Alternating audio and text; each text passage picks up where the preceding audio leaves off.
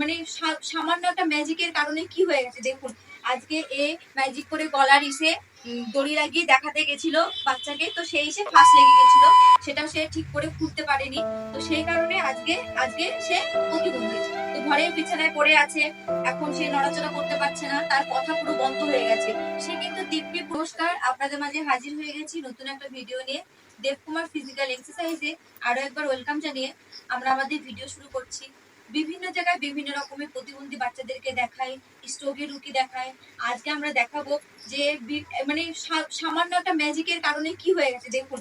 আজকে a magic করে গলার ইসে দড়ি লাগিয়ে দেখাতে গেছিল বাচ্চাকে, তো সেই এসে ফাঁস লেগে গেছিল, সেটাও সে ঠিক করে খুলতে পারেনি। তো সেই কারণে আজকে সে প্রতিবন্ধী, তো ঘরের বিছানায় পড়ে আছে। এখন সে নড়াচড়া করতে পারছে না, তার কথা পুরো বন্ধ হয়ে গেছে। সে কিন্তু দিব্যি পুরো সুস্থ ছিল। তো আপনাদেরকে বলবো, যারা বাড়িতে অশান্তি হয়, ঝামেলা হয়, বাবা মা কিছু বললে পরে গলায় দড়ি দিতে চান, এসব কখনোই করবেন না। আর বাচ্চাদের সাথে কখনোই ম্যাজিক দেখাতে যাবেন না এই সমস্ত জিনিস নিয়ে। যারা পারেন না তারা তো কখনোই করবেন না। এই যে এই দিদিটা আজকে কত কষ্ট পাচ্ছে, সেটা এর পরিবার জানে আর এই দিদিটা জানে। কারণ যে সুস্থ মানুষ যখন অসুস্থ হয়ে যায় না, সেই যন্ত্রণাটা বেশি বড়, মানে বেশি কষ্টের, সেটা বলা যায় না, বোঝানো যায় না। তো আপনাদেরকে কি বলবো, আমরা তো দেখাই আর কাকু একে এক্সারসাইজ করায়। মানে আজকে কিছুদিন যাবত এর হয়েছে, বেশি দিন হয়নি, এই 20-21 দিন ধরে হয়েছে। তো এই যে এখন হচ্ছিল এক্সারসাইজ করানোর পরে এখন একটু কথা ফুটেছে, সবে কথা বলতে শিখেছে। কারণ এ কিন্তু পুরো সুস্থ ছিল, এর কিন্তু কোনো প্রবলেম ছিল না। এর একটা মেয়ে আছে ছোট 2.5 বছরের। তো ওই একটা ম্যাজিকের কারণেই আজকে তার জীবনটা আজকে এরকম এলোমেলো হয়ে গেছে। তো আর কি বলবো, এই কাকুর মুখ থেকে একটু শুনবো, কাকু যেহেতু এখানটায় আসে। বলুন। আচ্ছা, নমস্কার, আমি দেব কুমার। আমি বিকলাঙ্গ বাচ্চাদের এক্সারসাইজ করাই, সেই সুবাদে আমি বড়দের এক্সারসাইজ করাই। আমার ইউটিউবে আপনারা অনেক বাচ্চা অর্থাৎ বড়দের দেখেছেন। আচ্ছা, এখন দেখবেন ওর নাম শিল্পা পাল। ওকে আমি আজকে 15-16 দিন মতো এক্সারসাইজ করাচ্ছি। আচ্ছা, ও এখন কথা বলতে পারছে, আচ্ছা কিছুটা সুস্থ হয়ে গেছে। আচ্ছা, হাত পাও নাড়াতে চাড়াতে পারছে। আচ্ছা, মুখে এখন বাবা মা ব্যথা লাগছে এইসব ধরনের ভাষাও এখন বের করতে পারছে।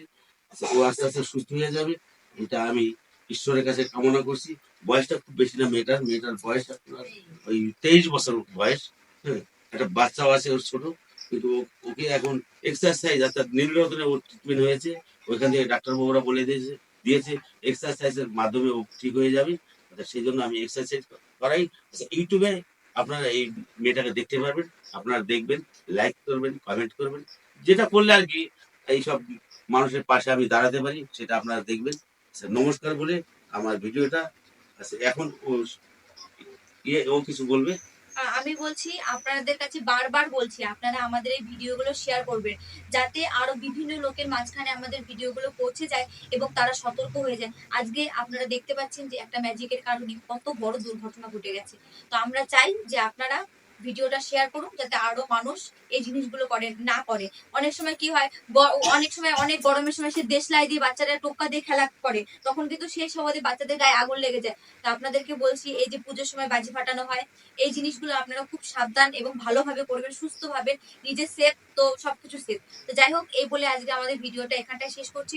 সকলে সুস্থ থাকবেন, ভালো থাকবেন, আর এই দিদিটার জন্য প্রার্থনা করবেন যাতে এই দিদিটা তাড়াতাড়ি আবার স্বাভাবিক জীবনে ফিরে আসে এবং তার বাচ্চাকে নিয়ে